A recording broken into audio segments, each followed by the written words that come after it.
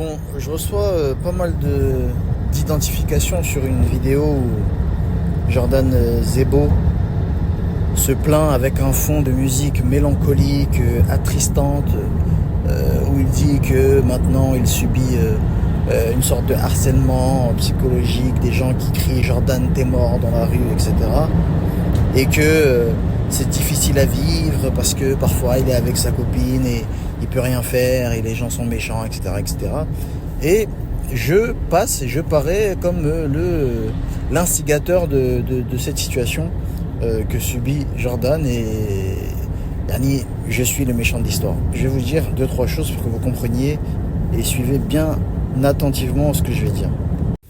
Je vais essayer d'être concis et comment dire, et chronologique dans mes propos.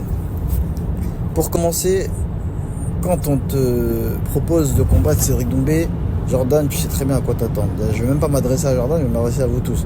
Vous savez très bien à quoi vous attendre à partir du moment où on vous propose de combattre Cédric Doumbé. Vous savez que vous allez subir du trash talking, vous savez que psychologiquement ça va être dur, et vous savez que il faut pas qu'il rentre dans votre tête. Vous allez tout faire pour pas qu'il rentre dans votre tête, mais il va rentrer dans votre tête. Ça, vous le savez, que je vais rentrer dans votre tête dans tous les cas. Donc, Jordan savait très bien dans quoi il s'embarquait. Et quand ses potes, sa team et son coach, son pseudo-coach manager l'a poussé à faire ce combat, tout le monde savait très bien dans quoi il s'embarquait. On est d'accord. Donc, il n'y a personne qui a pris personne au dépourvu. Il n'y a personne qui a pris qui que ce soit au dépourvu. On est d'accord. Ça, c'est la première chose. Tu savais dans quoi tu t'embarquais. Ok. Maintenant que j'ai dit ça. Deuxième chose. Quand on faisait des interviews avec Jordan et qu'on lui disait oui, le trash talk, ça te fait rien, etc. Qu'est-ce qu'il disait? Je peux vous retrouver les interviews. Ah non, moi ça me dit rien, moi ça me fait rien, il peut faire ce qu'il veut, hein. Moi ça me fait rien, l'important c'est le combat, je vais régler au combat, dans le combat, je parle dans le combat, dans la cage, tout ce qui se passe avant, ça me touche pas. On est d'accord, ça te touche pas. Donc pourquoi maintenant se plaindre? Je croyais que ça te touchait pas. Jordan, t'es mort, etc. Ça te touchait pas. Le matelas, ça te touche pas. Bah alors je vois pas où est le problème alors maintenant.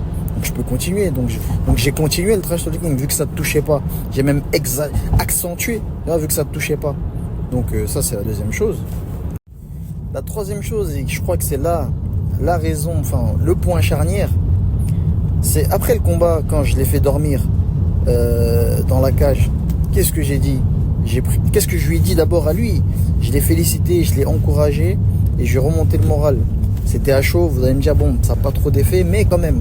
Après, j'ai pris la parole et j'ai incité les gens à ne pas le harceler, à cesser le travail psychologique, à cesser le Jordan t'es mort parce que ça y est, c'est terminé. Donc j'ai appelé les gens à lui donner de la force, à l'encourager pour le futur de sa carrière.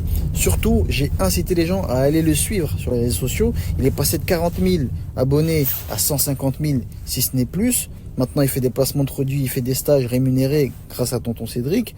Là, il était bien content. Qui est Cédric? Qui le harcèle et qui dit Jordan t'es mort. J'ai appelé les gens à l'encourager. Vrai ou faux? Vrai. Quatrièmement, et dernièrement, une fois que j'ai appelé les gens à l'encourager, à lui donner de la force, et du coup, indirectement, à lui donner de l'argent, qu'est-ce que lui a fait? Se sentant moussé par tout cet engouement médiatique, invité sur tous les plateaux télé, clique, et je ne cite pas les autres, qu'est-ce que lui a trouvé à dire? C'est non, Cédric Doumbé, il a eu de la chance contre moi.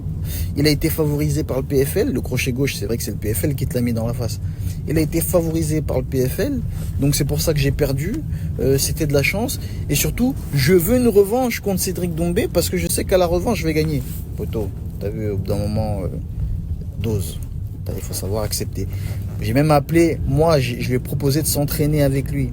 De m'entraîner avec lui. Je lui ai proposé qu'on s'entraîne ensemble et qu'il quitte ce club qui lui fait du mal.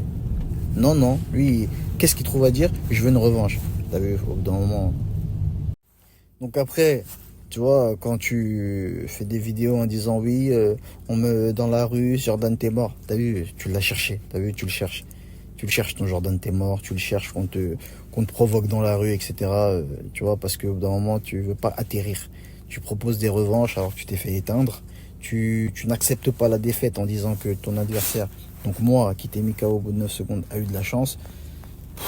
C'est un peu ridicule. Tout ça pour faire une vidéo et derrière avec une musique de fond, triste, etc. Oui, je suis avec ma copine, etc. Vas-y, arrête. T'as vu, on fait du combat, on fait pas de la danse classique. Il faut assumer. Tu vois, à partir du moment où tu signes le contrat, tu dis je veux combattre, il faut assumer ce qui va se passer avant, pendant et après. C'est comme ça. Psychologiquement, si t'as pas les nerfs, il faut pas faire ce sport. Il faut pas venir se plaindre après. C'est comme ça. Quand dans McGregor, il a provoqué la terre entière, Khabib, etc., il s'est fait éteindre, il prend sa dose, il prend sa session van, même si ça dure 2 ans, il assume. Il vient pas pleurer derrière, oui, tu vois, arrête.